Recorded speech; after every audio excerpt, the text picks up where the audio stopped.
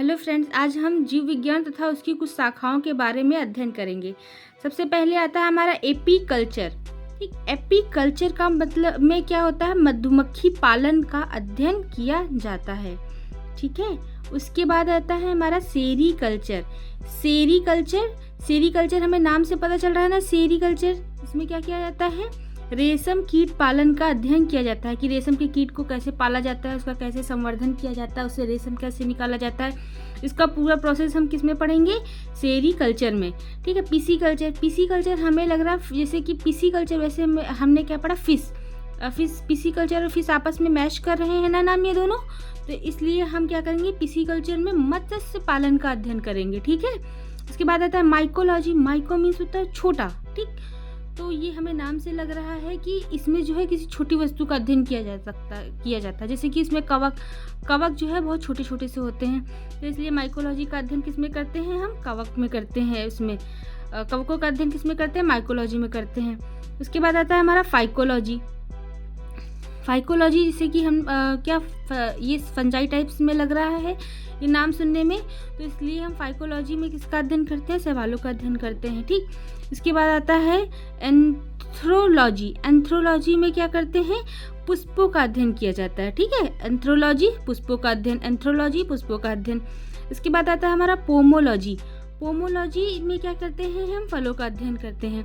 Pomology फलों का अध्ययन, एंथ्रोलॉजी पुष्पों का अध्ययन, पोमोलॉजी फलों का अध्ययन।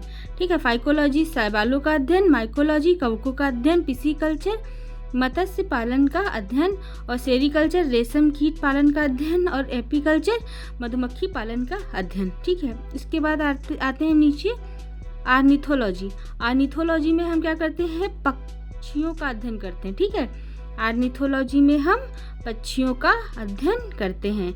ठीक है, उसके बाद आता है हमारा इक्थियोलॉजी। इक्थियोलॉजी में क्या करते हैं? इक्थियोलॉजी में हम मछलियों का अध्ययन करते हैं, और ऑर्निथोलॉजी में पक्षियों का अध्ययन, इक्थियोलॉजी में मछलियों का अध्ययन। ठीक है, उसके बाद आता है एंटोमोलॉजी। एंटोमोलॉजी में क्या करते हैं? कीटों का अध्ययन। ठीक, ये काफ़ी वर्ड्स मैच कर रहे हैं, तो इसलिए आर्थिनोलॉजी में पक्षियों का अध्ययन, ठीक है, इक्थियोलॉजी में मछलियों का अध्ययन, एंटोमोलॉजी में कीटों का अध्ययन। ठीक, उसके बाद आता है डेंड्रोलॉजी। डेंड्रोलॉजी में क्या करते हैं?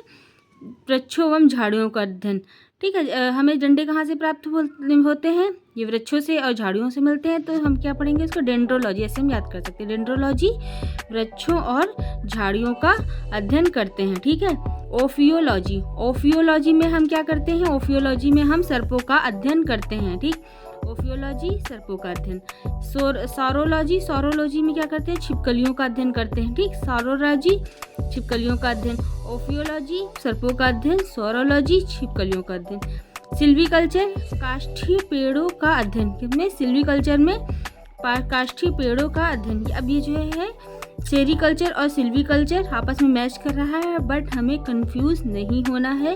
सिल्वीकल्चर में काष्ठीय पेड़ों का अध्ययन संवर्धन किया जाता है, संवर्धन, और इसमें सेरीकल्चर में रेशम कीट का अध्ययन किया जाता है। ठीक है, हॉर्टिकल्चर में उद्यान विज्ञान, जैसे कि हम देखते हैं कहीं कहीं पे जो उद्यान विज्ञान होते हैं, उद्यान वगैरह होते हैं, उसमें हॉर्टिकल्चर लिखा होता है। ठीक है, तो इस तरह तो हम आसपास में चलते फिरते ये वर्ड्स पढ़ सकते हैं, तो ये इजीली याद हो जाएगा। फ्लोरिकल्चर में फूलों की खेती का अध्ययन किया जाता है।